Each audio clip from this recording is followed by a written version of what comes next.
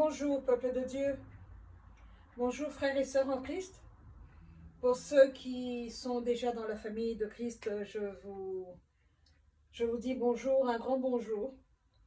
Et pour ceux qui n'ont pas encore décidé, qui sont encore dans la vallée de la décision, euh, je viens vous rappeler qu'il faut choisir, qu'il faut décider et vite. Le plus tôt vous le faites, le mieux cela sera, parce que nous sommes en train de vivre des temps prophétiques très dangereux. Nous sommes à la fin des temps. Euh, les temps périlleux dont l'apôtre Paul nous parlait quand il écrivait à Timothée, ces temps-là sont ici. On ne peut pas les ignorer, on ne peut plus les ignorer, on ne peut plus prétendre et dire que non, ça viendra un jour, mais c'est très loin, non. Ce temps-là est ici. Et nous devons vraiment savoir à qui nous appartenons et ce que nous faisons. Alors, cette vidéo d'aujourd'hui euh, va être intéressante, je l'espère. Mais je ne peux pas commencer sans dire merci à mes abonnés. Merci à ceux qui me regardent et qui m'écoutent. Merci beaucoup pour l'amour en Christ, l'agapé, amour que vous me démontrez. Et je viens vous le rendre. Que Dieu puisse vous bénir et vous fortifier. Et surtout vous protéger parce que nous sommes à la fin, le dernier mois de l'année grégorien, du calendrier grégorien. Donc, il y a beaucoup d'accidents, il y a beaucoup de problèmes et que Dieu puisse vous protéger partout où vous êtes. La vidéo d'aujourd'hui est toujours dans le thème de la sorcellerie. Alors on continue, je vais avoir 4 points, mais je crois que l'un d'eux semble être un peu long. Je risque de couper, on va voir, allons-y et on va voir. Je voudrais vous parler, le premier point sera la sorcellerie faite par des personnes qui ne sont plus en vie, mais qui continuent à causer des problèmes. Qu'est-ce que je veux dire par là? Imaginez que vous avez un oncle qui est sorcier. Nous en avons tous dans nos familles. Personne ne peut dire que lui, il n'y a pas ce problème-là dans leur famille. Et imaginez que vous avez un oncle sorcier qui est mari de nuit chez certaines personnes, qui dérange d'autres personnes, qui a tué certaines personnes. Donc il a déjà versé du sang humain parce qu'on ne peut pas être un sorcier sans tuer. Ou alors on sera un sorcier d'un petit niveau au lieu d'avancer, de monter et aller là-haut. Alors imaginez que cet oncle-là a des prisons, parce que quand vous êtes un sorcier, vous devez avoir des prisons. Vous devez attacher des gens. Alors il y a une réalité spirituelle qui est là, que si aujourd'hui vous êtes victime de cet oncle, appelons l'oncle Paul, ok, par exemple, vous êtes victime de l'oncle Paul, oncle Paul a une prison et il attache les enfants. Donc, vous, l'enfant André, vous êtes dans la prison de l'oncle Paul. André se marie avec Brigitte. Brigitte entre directement dans la prison d'André, là où André est, et André entre là où Brigitte est. Donc, vous êtes tous deux maintenant, deux personnes. Là où l'oncle Paul avait une personne, maintenant il a deux personnes. Alors, vous commencez à mettre au monde, euh, vos enfants entrent directement dans la prison de tonton Paul. Donc, là où il y avait l'oncle Paul, le méchant, le prisonnier, le chef de la prison, le propriétaire, qui avait André comme prisonnier, André emmenait Brigitte et maintenant ils ont 4 enfants. Donc, ils sont un groupe de 6 personnes maintenant qui sont prisonniers de l'oncle Paul.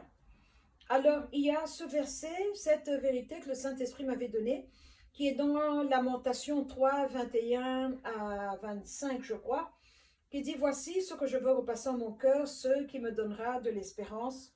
Les bontés de l'Éternel ne sont pas épuisées, ses compassions ne sont pas à leur terme, elles se renouvellent chaque matin. Oh, que ta fidélité est grande. » Donc, tous les matins, une nouvelle grâce et une nouvelle miséricorde nous recevons. Surtout si vous n'avez pas tué, que vous avez les mains propres dans le sens spirituel, pas lavé, que vous vous êtes lavé avec le savon.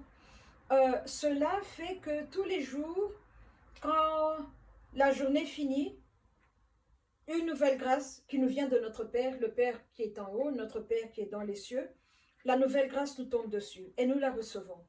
Et c'est cette grâce qui nous aide à tenir et à fonctionner pendant que nous sommes ici dans ce voyage sur cette planète des hommes.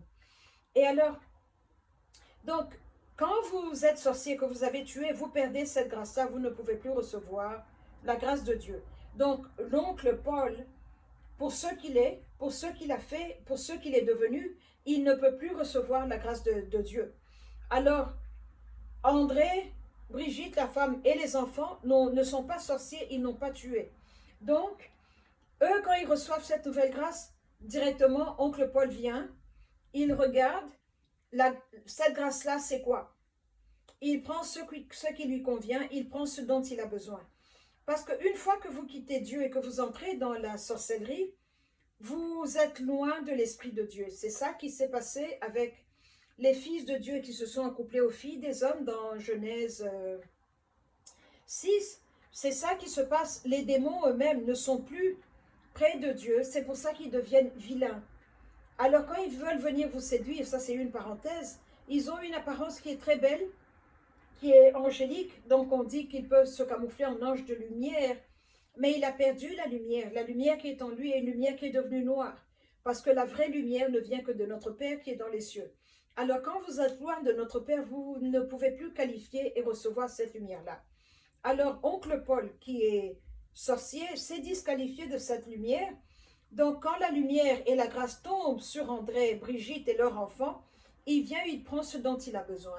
Et c'est ça qu'il éclaire quand il part maintenant dans les milieux de la sorcellerie, parce que j'ai été dans des endroits où la lumière est noire comme ça. Vous ne pouvez pas voir votre main comme ça devant vos yeux, vous ne pouvez pas voir, tellement c'est sombre. Et ça, c'est le monde de la sorcellerie. Donc, il faut voler la lumière chez ceux qui l'ont pour pouvoir l'utiliser comme votre torche et naviguer dans ce monde-là. Alors, oncle Paul, donc, vient prendre la lumière chez vous. Quand il prend, la vôtre diminue, puisqu'il est venu se ressourcer sur vous. Alors, cette nouvelle grâce que nous recevons tous les jours, elle diminue aussi, puisque oncle Paul est venu la prendre. C'est comme ça que Dieu, le Père, ne bénit pas tout le monde, alors qu'il est le Dieu de qui toute bénédiction découle. La Bible l'appelle comme ça. Il est le Père de qui toute bénédiction découle. Et il est notre Père. Mais le problème qui est là, c'est que le plus il vous donne, le plus les sorciers viennent prendre chez vous, puisque vous êtes leurs esclaves. Donc vous devez être affranchis par l'Esprit de Dieu, sortir de ce contrôle-là. Alors maintenant vous allez recevoir ce que Dieu a prévu de bon pour vous, parce qu'il a prévu de bonnes choses. Il est un bon Dieu qui donne de bonnes choses. C'est ça qui se passe. C'est une réalité que nous devons garder en tête. Donc, oncle Paul fait tout ce mal-là dans votre maison et dans toutes les maisons qu'il a pu dominer et mettre un couvercle dessus. Vous voyez comme dans les bons restaurants qu'on met un dôme pour protéger la nourriture. C'est ça qu'un sorcier fait. Il vient se mettre au-dessus de nous. Mais oncle Paul fait un accident de voiture et il meurt parce qu'il est un être humain. Il meurt. On a tous une date d'expiration. La date où on est né, la date où on va mourir. Oncle Paul meurt, on fait le deuil, on l'enterre, et voilà, il est parti. Mais un sorcier normal prépare toujours un héritier. Toujours. De la même façon, un ministère normal prépare toujours un héritier. À moins que ça ne soit un ministère propre à vous, que Dieu vous donne, et quand vous mourrez, on ferme cette porte-là. Il y a des serviteurs comme ça, j'en parlerai une autre fois. Mais normalement, vous devez préparer la relève, préparer le demain.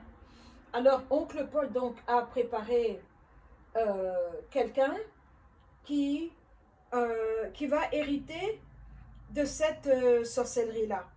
Alors, celui-là peut ne pas connaître André et Sophie, mais il a juste reçu un paquet, et dans le paquet, il y a André, Sophie et les enfants, et puis les autres familles qui sont prisonnières.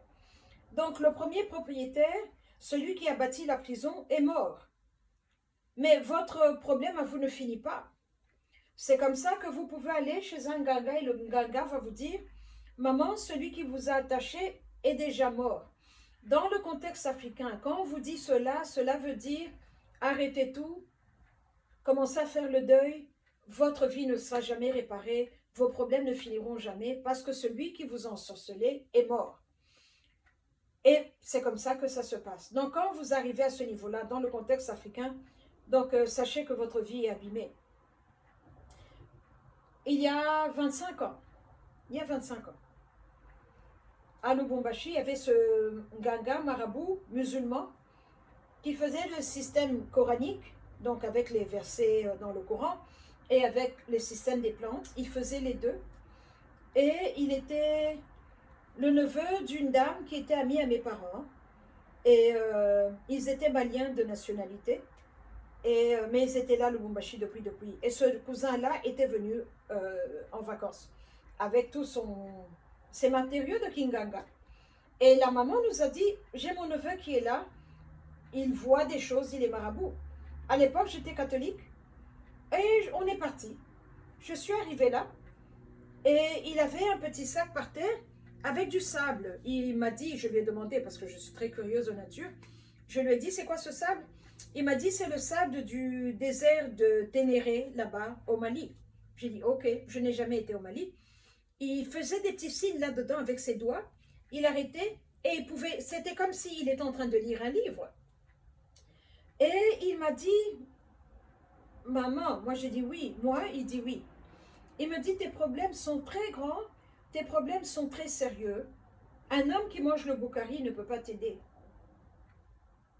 J'ai dit, pardon, il me dit, tes problèmes sont très grands, un homme qui mange le boukari ne peut pas t'aider, ou même le riz d'ailleurs, et il a ri. Mais moi je ne riais pas parce qu'il s'agissait de ma vie. Je suis rentrée à la maison, j'ai pleuré, comme une madeleine. J'ai pu dormir parce que j'étais fatiguée, parce que j'avais trop pleuré, j'avais les yeux gonflés comme ça. Alors le matin, je me suis dit, mais que je me tue alors, c'est quel genre de vie que je vais avoir si ce marabout que tout le monde vante, que tout le monde dit il est le meilleur des meilleurs, il est le final et Amakambo, comme disent les Quinois. Et voilà, il me dit qu'un homme qui mange le boukari ne peut pas t'aider. Ça m'avait vraiment découragée, c'était il y a 25 ans. Maintenant, il y a 17 ans, quand le Saint-Esprit est venu frapper à ma porte, ici à Los Angeles, et qu'il m'a dit qui il était, je lui ai dit, pourquoi moi? Il m'a dit, parce que j'ai besoin de toi. Je lui ai dit, est-ce que Dieu peut avoir besoin de quelqu'un? Il dit, oui, parce que je veux te donner un ministère. Et aussi, je voulais te dire que je ne mange pas le boukari. Directement, ça m'a ramené à cette vérité-là, à cette conversation-là, sur l'avenue Kasavubu, à Lubumbashi. Je lui ai dit, tu ne manges pas le boukari. Il dit, je ne mange pas le boukari. Jérémie 32 nous dit, je suis le Dieu de toute chair, y a-t-il rien qui soit étonnant de papa? Ça me donne même les larmes aux yeux. Il m'a dit, je ne mange pas le boukari. Est-ce que tu peux me faire confiance que je peux résoudre tes problèmes? Je lui ai dit oui, parce que j'avais peur, je savais que je pouvais me tuer. Je suis très... quand je décide, c'est difficile de me faire arrêter. Il m'a dit, je ne mange pas le boukari. Et je lui ai donné les problèmes, et voilà où nous sommes après 17 ans. Donc, the rest is history, comme on dit en anglais. Et donc, l'oncle Paul, là, qui a sa prison, et le fils qui hérite de la prison, continue à vous malmener, continue à venir vous violer, continue à venir vous vendre, continue à vous mettre en location, en servitude, dans les networks de sorciers.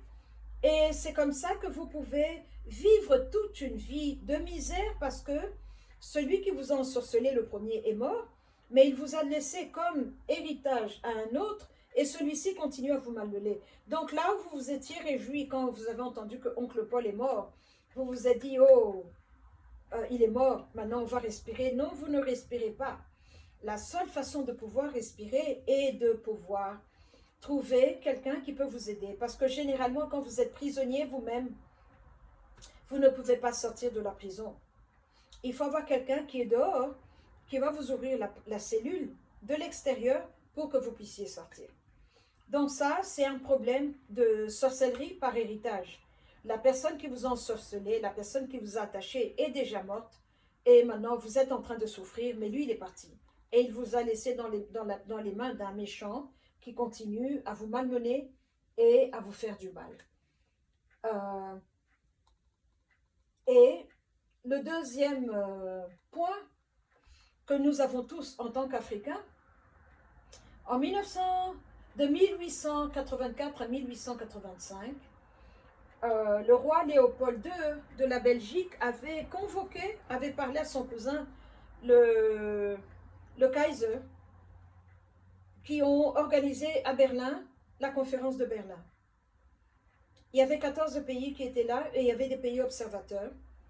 Et il y avait des pays qui étaient là, qui ont vécu tous les événements de la conférence, mais qui n'ont pas voulu s'impliquer à devenir propriétaires de portions de terre sur le continent africain. Et c'est là où l'Afrique a été divisée avec de l'encre. Et à Berlin, il n'y avait aucun roi africain. Quand l'Afrique a été divisée et qu'ils sont venus sur le terrain maintenant pour nous dire qu'on avait découpé, il y a eu des guerres. Il y a eu des guerres qui ont fait que la carte a été tracée avec le sang. Et il y a eu beaucoup de sang. Mais je ne veux pas mettre l'accent sur l'histoire et les conséquences sur le terrain africain. Je veux juste rester sur ce qui s'est passé à Berlin.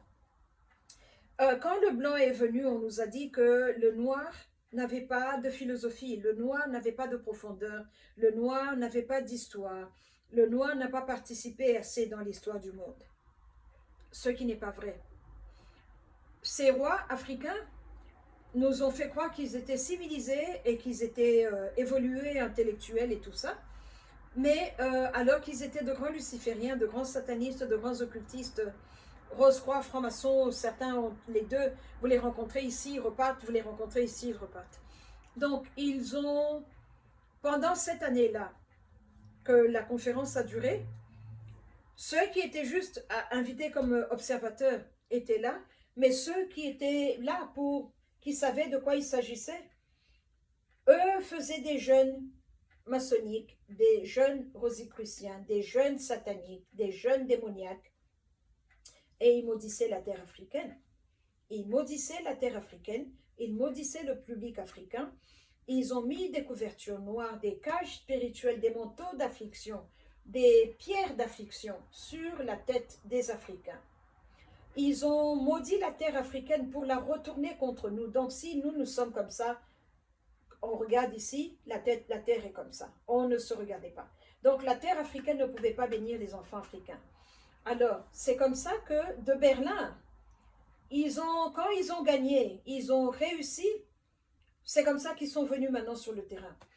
Donc, quand il y a une invasion, quand il y a une appropriation d'une terre qui appartient à quelqu'un, on a vu ce scénario ici avec nos frères américains, la Première Nation, les Native Americans. On a vu ce scénario avec nos frères aborigènes en Australie. C'est le même scénario, c'est le même schéma qu'ils suivent. Donc ils vous dominent d'abord de chez eux, ils commencent à jeûner, à vous maudire, à vous maudire. Ils se connaissent. De la même façon dont le corps de Christ devrait se connaître et savoir que tel pasteur fait la délivrance, tel pasteur fait l'évangélisme, tel pasteur a le don de guérison. On doit pouvoir savoir quels sont nos atouts, parce que certains d'entre nous n'ont qu'un seul don, d'autres en plusieurs. Donc on doit savoir, et que si j'ai un grand problème, je peux appeler et dire, mon frère, ma soeur, j'ai besoin de ton aide. Le don que toi tu as, c'est ça qui va aider ce problème. Et eux savent ça. Donc vous avez des prophètes maçonniques, vous avez des prophètes rosicruciens. Je peux vous citer un prophète maçonnique, Jules Verne. Je ne sais pas si vous avez lu ses livres. Jules Verne nous parlait de choses, quand il écrivait au XVIIIe siècle, qui n'existaient pas encore, qui ont existé après le XIXe siècle. 20 000 pieds sous la mer, 80 jours autour du monde. Il nous a parlé de un autre, H.G. Wells, qui nous a parlé de Time Machine. Il nous a parlé du voyage au centre de la Terre. C'était des prophètes maçonniques. Faites des recherches, vous allez voir, ils étaient des 33e degré francs-maçons. Et donc, quand ils priaient et qu'ils entraient dans cette zone-là, c'est là où ils recevaient avec les informations. Avec le dessin de l'avion, le dessin de l'hélicoptère, le dessin des sous-marins qui pouvaient aller d'un continent à un autre en dessous de l'eau sans sortir, sans avoir le besoin de remonter. Des choses incroyables, une technologie qui n'était pas là à cette époque-là. Quand vous lisez, comment il s'appelait encore? Ce monsieur qui disait Time is money. Walter Raleigh, celui qui a créé la ville de Raleigh, Carolina, qui est venu à l'époque de la reine Elisabeth I. Il a écrit beaucoup de choses sur l'Amérique. Il a décrit ces bâtiments que nous voyons de 100 étages, 200 étages. Il a décrit les ascenseurs. Il a décrit des choses, le métro, qui n'existait pas au XVe siècle. Il était un prophète maçonnique. Il était un prophète maçonnique. Et l'un de ceux qui ont affermi la Rose-Croix d'ailleurs.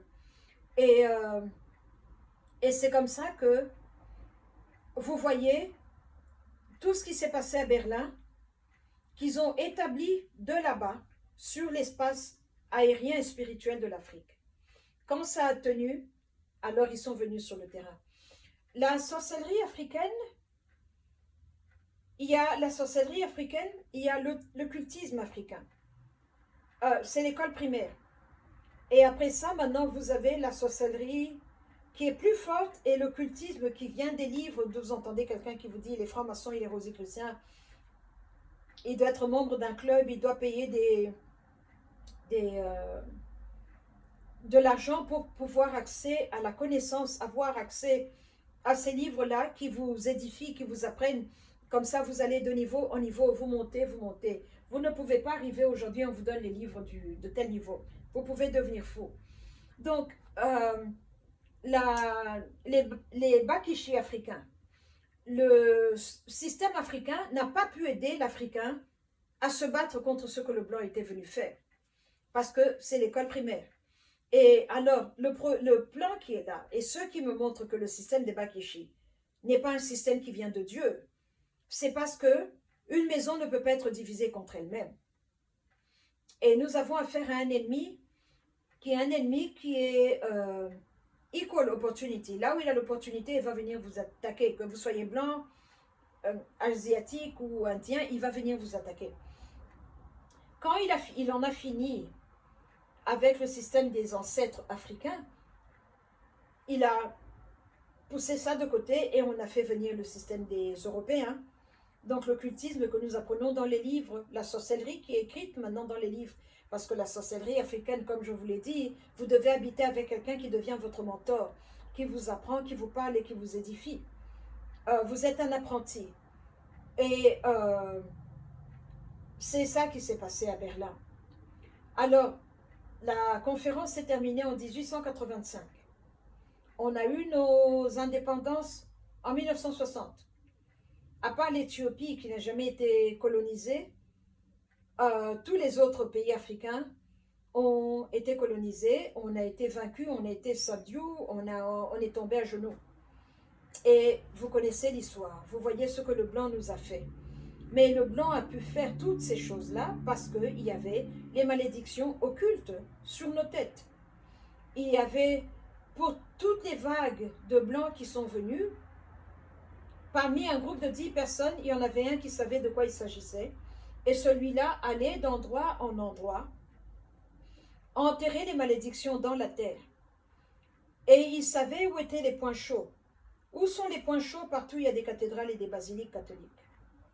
Allez partout dans le monde, partout où les catholiques, regardez sur leur site, on va vous dire, partout il y a des cathédrales, ces grands édifices que vous regardez, parce que c'est grand, le plafond est très élevé, il y avait un peuple qui était là avant, sur cette terre-là, qui adorait un dieu, une déesse, un panthéon, et l'Église catholique est venue, a bâti sa cathédrale au-dessus. Et c'est ça le succès de la force de l'Église catholique. Vous voyez quand vous avez un cheval et vous lui mettez un étrier, la selle, vous vous asseyez dessus et c'est comme ça que vous pouvez galvaniser et harness, prendre la force qui est dans la terre, parce que partout il y a une adoration, partout il y a un culte, il y a une force. Si vous ne savez pas, il y a une force qui est là. Donc regardez bien, partout où les cathédrales catholiques sont, il y avait un système qui adorait quelqu'un là, ou quelqu'un ou plusieurs quelqu'un. Et c'est comme ça que, donc il fallait détruire les arrangements, parce que quand ils étaient assis autour avec la carte de l'Afrique, et que l'Angleterre disait ça c'est à moi, la France disait ça c'est à moi, les Allemands, les Belges, c'était un arrangement satanique, et occulte. Donc chacun maintenant venait avec son esprit paternaliste. C'est comme ça que vous pouvez voir que ce que les British étaient, leurs colonies le sont. La mentalité, la façon de travailler, la façon de s'organiser, et vous allez voir que rien que sur le côté administratif, quand vous regardez dans les colonies british, ils sont mieux que dans la colonie belge, par exemple. Et vous pouvez voir que cet esprit de division que les Flamands et les Wallons ont sur leur terre belge, nous l'avons hérité dans la République démocratique du Congo. Vous pouvez voir que nous avons beaucoup de dissensions, beaucoup de problèmes, parce qu'ils ont fait asseoir la même mentalité qu'ils avaient en Belgique, ils l'ont mis sur le Congo. Alors, l'argent venait du Katanga, le chemin de fer a été construit et les produits étaient acheminés par le Bas-Congo, par l'embouchure. Et le reste, on s'en foutait. Vous allez en Belgique, vous allez voir ce que la Flandre a à offrir et ce que la Wallonie a à offrir. On a hérité de cette mentalité-là. Quand vous regardez ce que l'Allemagne a fait, ce que l'Allemagne était, vous pouvez comprendre comment est-ce qu'avec le génocide des Rwandais, on pouvait prendre des crânes, mesurer l'orbite, les trous et tout, et dire que ça c'est le crâne d'un Tutsi, on va enterrer avec honneur, ça c'est le crâne d'un Hutu. On peut vendre dans des musées ou on peut donner comme don à des musées. Est-ce que vous saviez que le Rwanda a offert beaucoup de squelettes de Hutu dans les musées ou dans les écoles de médecine? C'était une parenthèse. Donc nous avons hérité cet esprit paternaliste qu'on appelle, qui est venu de l'Europe, nous l'avons hérité. Et c'est comme ça que vous pouvez voir le même état d'esprit, la même mentalité sur la terre africaine que nous avons hérité de l'Europe. Donc la conférence de Berlin était la mort de l'Afrique, était une conférence qui était totalement démoniaque, c'était le rendez-vous, c'était le carrefour où ces forces, ces monarques européens se sont rencontrés pour tuer et débattre et décider de ce que l'Afrique devait être. Et nous connaissons l'histoire, puisque nous subissons encore ce mal-là. Donc on ne peut pas me dire que c'est mon imagination, que j'ai l'imagination fertile, je me crée des histoires. Ça a eu lieu, cela est arrivé, et il a fallu beaucoup de prières. Beaucoup de prières pour détruire ce mal-là. Beaucoup de prières pour voir l'émancipation mentale, spirituelle et verbale des Africains.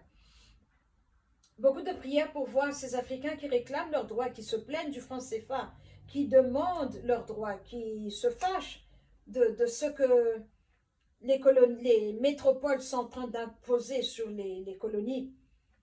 Tout ça vient avec l'émancipation de l'esprit. Et cela est venu par beaucoup de prières, beaucoup de jeûnes et beaucoup de pleurs, beaucoup de lamentations. Ça n'a pas été facile. Pour ceux qui ont eu à porter ce fardeau-là, ça n'a pas été facile.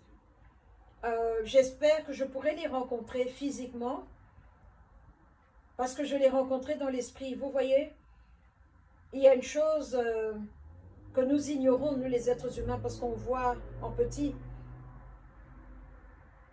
On peut avoir un problème, mais moi je le prends d'ici, vous le prenez de là, celui-ci le prend de là, un autre de là.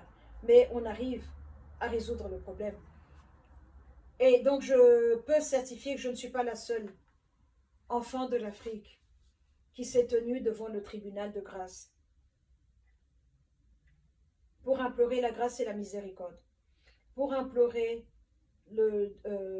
l'intervention de Dieu, pour demander pardon au nom de tous les miens, pardon au nom de mes pères, les rois africains, pardon au nom des hommes africains, parce que je suis une femme, les hommes ont abîmé, une femme répare. Mes pères ont abîmé, moi leur fille, je répare. Je sais que je ne suis pas la seule. Donc j'ai vu le travail des autres, j'ai vu l'apport des autres. J'ai découvert dans la procédure que chaque république, ok, on a le continent qui a 53 pays, on a donc 53 capitales, on a beaucoup de provinces. Dans chaque ville, dans chaque village, il y a un enfant de Satan, il y a un enfant de Dieu. Dans chaque province, il y a un leader de Dieu, un leader de Satan. Et c'est comme ça que cette structure, on a pu arriver là. J'ai eu à entendre des intercesseurs du Katanga, des intercesseurs du Kasaï. Il n'y avait qu'une seule voix. J'ai eu pitié pour cette personne-là. C'est comme ça que j'ai eu à jeûner pour le Kasaï. Parce que il y a des fardeaux, des devoirs qu'on vous donne, vous pleurez, vous dites non, Saint-Esprit, non, je ne peux pas. Celui qui va s'occuper de l'Inde, je lui prêterai main forte parce qu'il en aura besoin. Il y a des sujets qui sont méchants et lourds et vieux et qui demandent beaucoup de travail, beaucoup d'abnégation de soi. Tu dois mourir à toi-même. Mais c'est ça qui s'est passé. Ça a été très difficile, mais j'ai vu le mal. Alors maintenant, moi, ça me donne la colère. La colère parce que on est venu me dire que je n'étais une après-pensée, que Dieu a créé l'homme blanc d'abord et l'homme noir après, que l'homme noir est bête. Vous avez vu ce que Darwin nous a fait avec l'évolution, avec sa théorie de l'évolution. Nous avons vu ce que son cousin Galton est venu faire avec le mouvement eugénique après, où il fallait que les noirs diminuent. Combien de fois on n'a pas essayé de tuer la race noire, combien de fois on n'a pas essayé de dominer, combien de fois on n'a pas essayé de nous... Si on pouvait nous effacer avec une gomme, on allait le faire. Mais nous sommes encore ici. Et la grâce de Dieu est là sur nos têtes, la grâce de Dieu est là et nous protège. Et voilà le mal qui est venu de Berlin. Et entre parenthèses, quand ça s'est terminé, dans ces 17 ans de ministère, je regardais la télévision, le Saint-Esprit m'a dit, va sur TBN, dépêche-toi, dépêche-toi. J'ai allumé, il y avait ce pasteur qui parlait, un blanc, ça c'était il y a 17 ans. Il parlait avec un accent très fort allemand, hein, et son nom était écrit Reinhard Bonke. Je me suis dit, ok, mais j'ai eu la chair de poule quand j'ai vu le public. C'était au Nigeria. La masse de personnes qui étaient là vous donne la chair de poule. La force, l'énergie que le public. Ils étaient en train de chanter une chanson toute simple. Alléluia, Alléluia. On connaît cette chanson-là. Mais ça m'avait touchée d'une façon particulière. J'ai dit, mon Dieu, c'est qui ce monsieur? Il est occultiste? Il me dit non. Et j'ai commencé à le suivre, je l'ai mis sur mon DVR. Et un jour, il a témoigné, il a expliqué en Allemagne de l'Est, d'où il avait grandi, où il était né et il a grandi, comment Dieu lui avait montré dans un rêve la carte de l'Afrique et que la carte avait pris feu. Le feu est venu et puis le sang est venu. Son témoignage est là, vous pouvez l'écouter sur son site. Ça m'avait touché d'une façon particulière. Je me suis dit, ça c'est un grand travail qu'on donne à une seule personne. Il m'a dit, mais il est allemand. J'ai dit oui. Et il me dit, mais le mal de l'Afrique est venu d'où? J'ai dit, de Berlin, 1885. Il me dit, ok.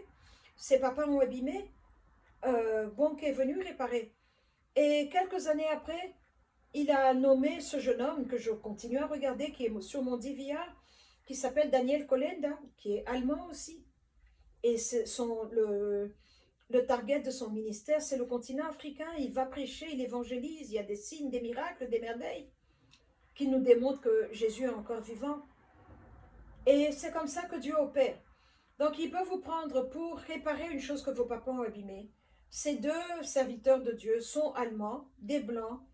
Je me demande s'ils ont même connecté leur ministère et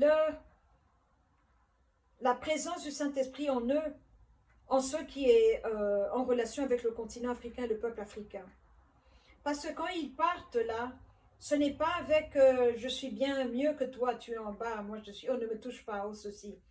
Vous voyez vraiment la démonstration du royaume de Dieu, l'amour de Dieu, le travail de Dieu. Et c'est comme ça que ça devrait être. Donc ça a duré, ça fait 17 ans que j'ai ce ministère. Ces dernières 15 années de ma vie étaient le continent africain. Alors du coup, tout ce que mon père me racontait sur l'Afrique, tout ce que mon père me racontait sur les rois, tout ce que mon père me racontait sur notre histoire, je connais très bien l'histoire, le côté politique, le côté culturel, ça a emmené mon amour pour l'Afrique à un autre niveau. on doit être impliqué dans nos continents, dans notre continent, on doit être impliqué dans nos républiques, on doit être impliqué dans nos provinces, dans nos tribus. Et je retourne, je vais clôturer, la vidéo va être trop longue. Je continue la prochaine fois, je retourne à ce que je vous disais. Vous devez prier pour vos républiques. Chacun prie pour sa nation là où il est. Chacun doit prier pour sa tribu là où il est, pour son peuple là où il est. Et, euh, et c'est comme ça que nous allons aller de l'avant. Mais la conférence de Berlin était une conférence méchante. C'était l'occultisme, c'était un mal qui était très profond. C'était la mort de l'Afrique qui avait été signée et, euh, et tous ces rois européens avaient donné leur accord. Ils avaient donné leur accord.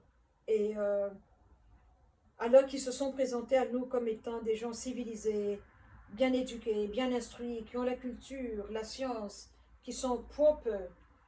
Mais ce n'est pas vrai, ils sont tout aussi vicieux et méchants qu'un sorcier qui est à Tombouctou ou quelque part là-bas à Bunké, vous voyez. Donc ils nous ont présenté une face qui était très bien alors que ils ont vraiment personnalifié Satan, leur papa. Quand on nous dit qu'il peut se camoufler en ange de lumière, leur venue sur le continent africain n'était pas...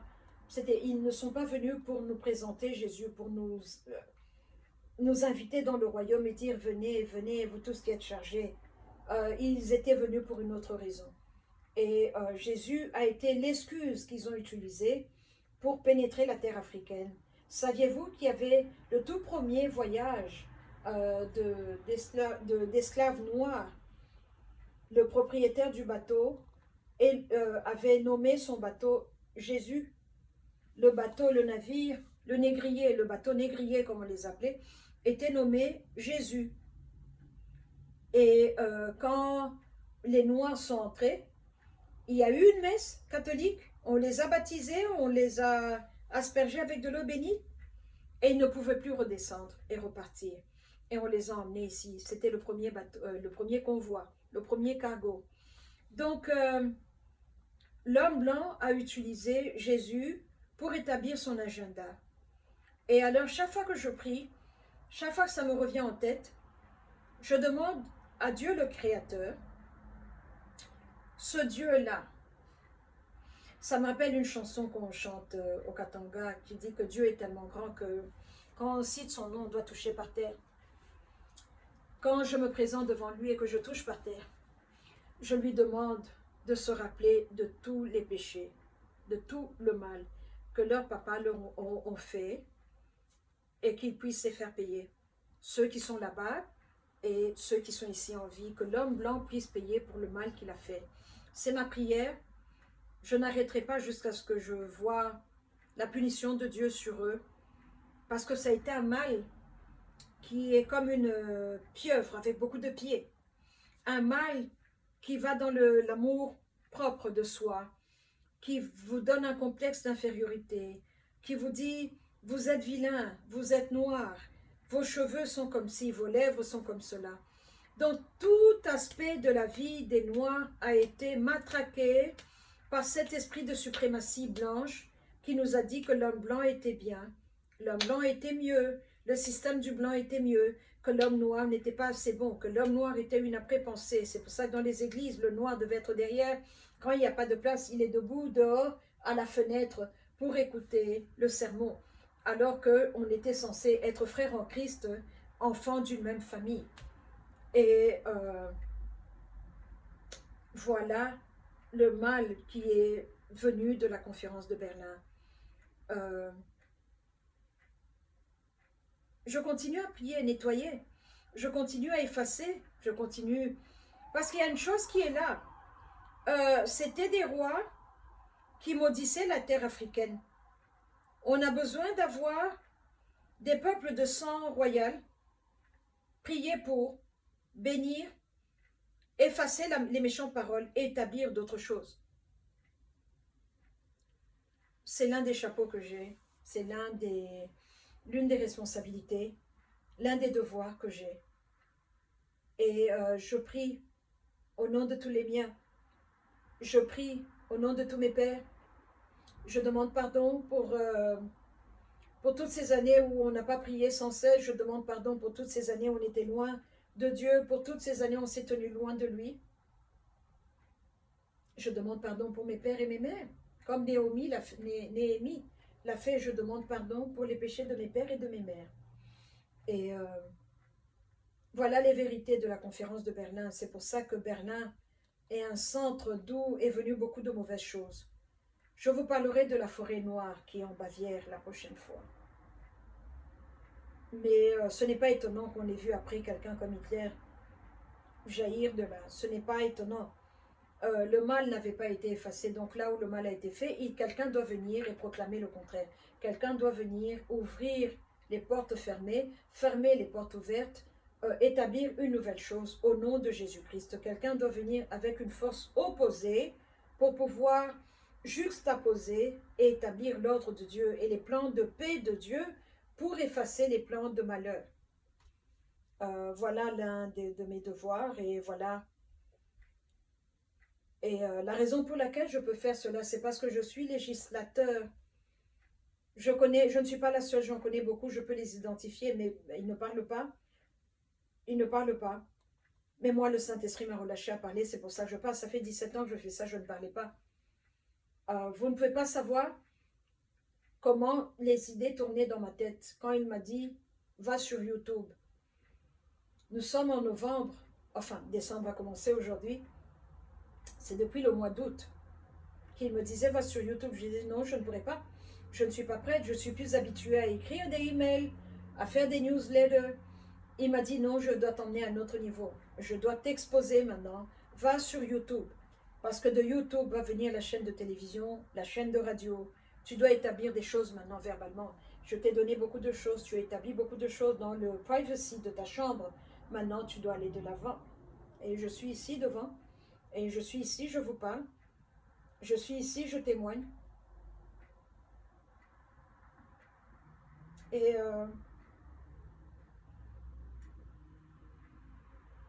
je suis ici debout devant vous.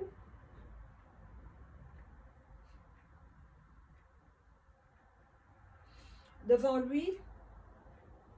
Et je suis un instrument, c'est tout.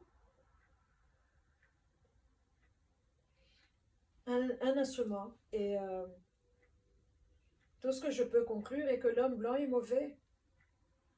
Je suis prête à débattre, je suis prête à parler, parce que je suis intelligente, je peux analyser, je vois où sont les biens, les bons côtés, les mauvais côtés. Ma conclusion est que je me demande, c'est juste une question que j'ai en tête, les Africains qui sont mariés aux Blancs, comment vous faites? Est-ce que vous parlez du mal que leurs pères ont fait à notre père, ou bien vous évitez ce sujet-là comme une autruche et dire non, non, non, ne parlons pas de ça? Moi, peut-être parce que c'est lié à mon appel, c'est un mal qui est là, c'est un mal qui est constant, un mal que je vois, c'est comme si j'avais une plaie qui ne finit pas.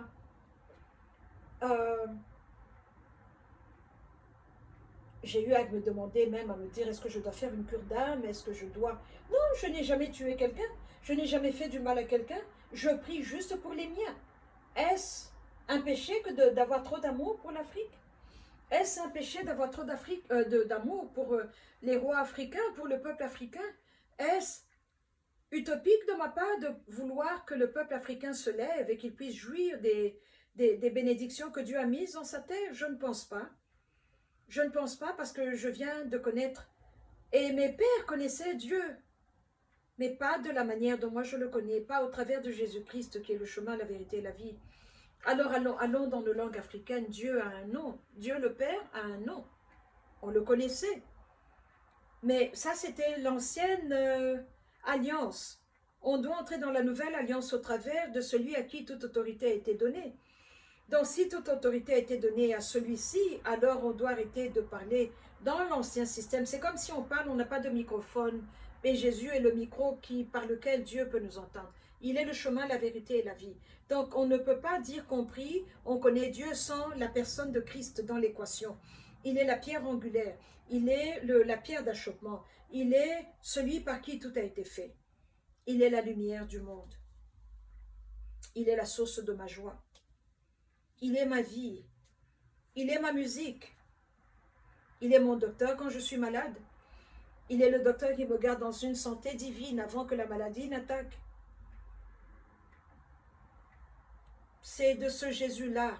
C'est lui le facteur qui fait la différence. Donc vous pouvez dire toute la journée que je suis une bonne personne.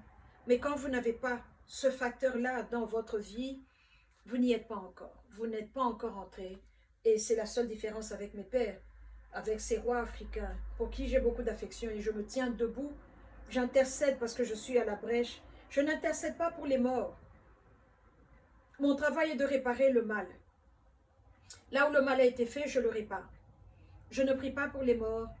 Je ne fais pas de messe de requiem ou de... Non, non, non. Je ne cite même pas leur nom. Tout ce que je sais, c'est que je me tiens debout devant Dieu pour réparer le mal, la contribution du mal. Donc là où le prier sans cesse, on ne l'a pas fait. Le fait d'avoir Dieu et les nganga, Dieu et la divination, Dieu et les ancêtres, c'est de ça que je parle. Et c'est ça mon travail. Et je vais continuer jusqu'à ce qu'ils m'appellent et me disent on a fini. On a fini. Et je saurai quand le moment sera venu. Il y a des jours, je suis fatiguée, je dis ok, j'arrête. Parce que c'est un mal qui est mal, hein, qui vous persécute. Et ils ne se fatiguent pas. Ils peuvent venir l'après-midi, un autre esprit, vous dormez un peu, vous voyez autre chose. La nuit, un autre. À 3 heures du matin, un autre. Et par 7 heures, vous vous dites, on a commencé où encore? Mon fils qui me demande toujours au petit déjeuner, qu'est-ce que tu as rêvé? Qu'est-ce que tu as vu? Qui est venu aujourd'hui? Où est-ce que tu as été avec le Saint-Esprit? C'est presque drôle.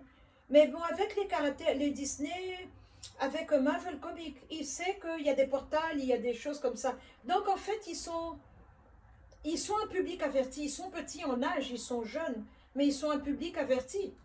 La télévision est en train de les aider à les exposer au mal ou à les exposer à certaines réalités spirituelles. C'est très intéressant de voir cet aspect des choses. Mais à vous les Africains qui sont mariés aux Blancs, comment vous faites? Comment vous faites?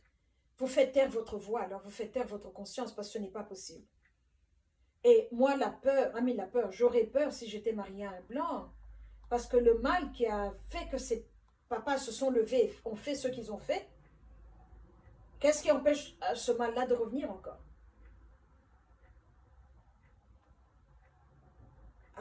Ah non, non. Mais ce n'est pas pour moi. On a le libre choix. Et je ne vous juge pas, c'est juste une question à haute voix que je suis en train de poser. Ne croyez pas que je me moque ou que je dis des mauvaises choses, non. Je me pose juste une question parce que j'aime tellement l'Afrique, j'aime tellement les Africains, que je me demande quand je vois des gens qui sont mariés à des Européens ou même des Blancs américains, je me dis comment. Vous parlez de quoi dans la maison? Vous parlez de quoi? Vous parlez de l'histoire du passé ou bien vous vous taisez, vous restez là seulement et vous dites je t'aime, tu m'aimes et ils vivèrent des livres happily ever after, qu'ils eurent une belle petite vie avec de beaux petits-enfants, je ne sais pas comment vous faites. Mais l'homme blanc est mauvais, l'homme blanc est méchant. J'ai vécu, je suis prête à débattre avec qui veut. Oh, il y a beaucoup de choses que j'ai à dire, beaucoup de choses. La façon dont le mal s'est démontré sur la terre africaine, euh, in closing, je regardais ce documentaire qui s'appelle Le Roi Rouge et la Red King.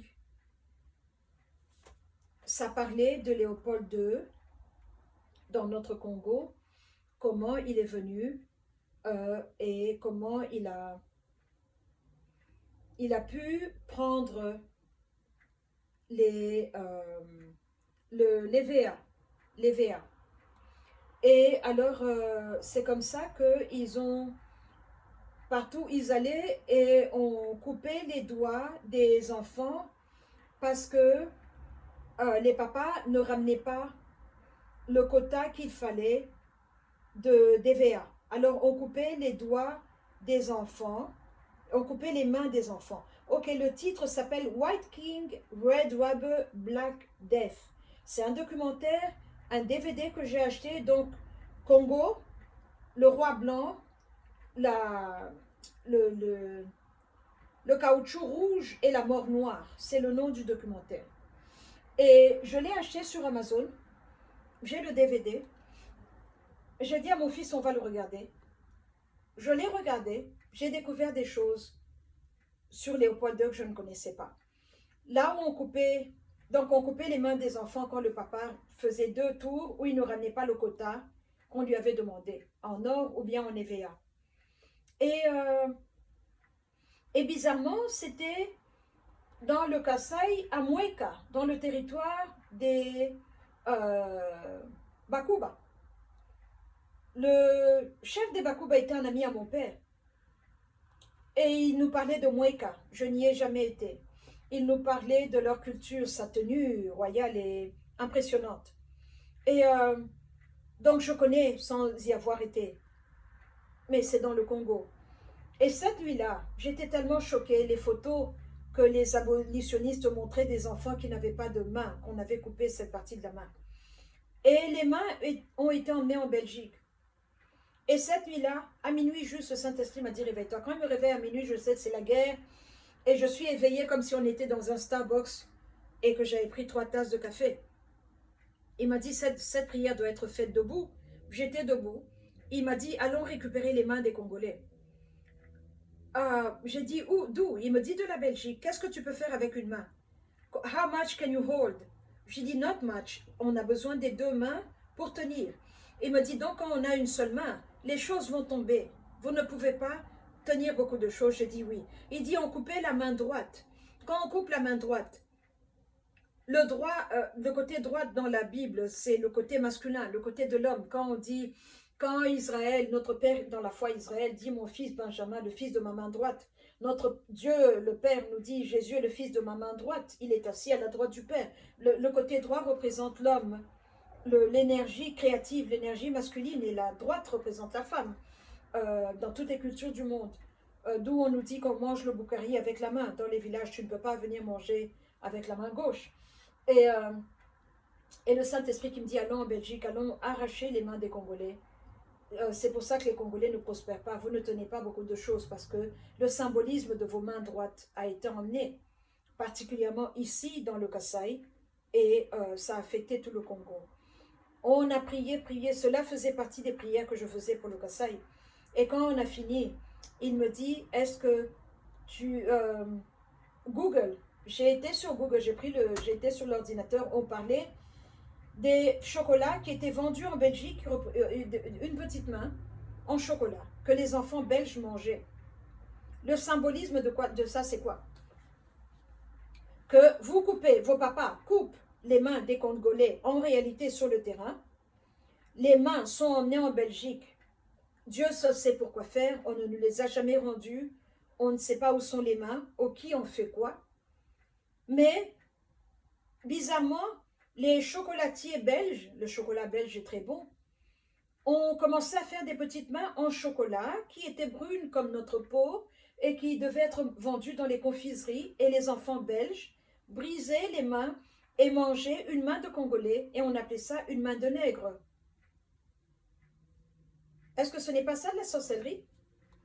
Est-ce que je dois être nue avec du loupemba partout et des beads, l'attirail africain pour être sorcier? Ça, c'est la sorcellerie où vous êtes en costume. Vous êtes assis dans une belle confiserie à manger à siroter du chocolat et du café chaud et manger une main congolaise, une main de nègre, n'est-ce pas? C'est juste une parenthèse, une chose que nous avons faite avec le Saint-Esprit. Ça vous montre l'état d'âme de l'homme blanc, ça vous montre de quoi il est capable. Des petites mains. Donc pour lui, c'était mignon de consommer une petite main de noir en Europe, tout en sachant que sur le terrain congolais, il y a des enfants qui sont handicapés et qui mourront sans une main, la main droite. C'est aberrant. C'est aberrant. Ça vous ferme la bouche. Que Dieu puisse se rappeler de tout le mal qu'ils ont fait, partout où est-ce qu'ils ont été. Que Dieu puisse se rappeler des péchés de leur papa et de leur maman. Merci, voilà le message d'aujourd'hui. Que Dieu vous bénisse et qu'il puisse vous protéger et vous donner le discernement de voir et de savoir. Et surtout la force d'accepter. Merci beaucoup.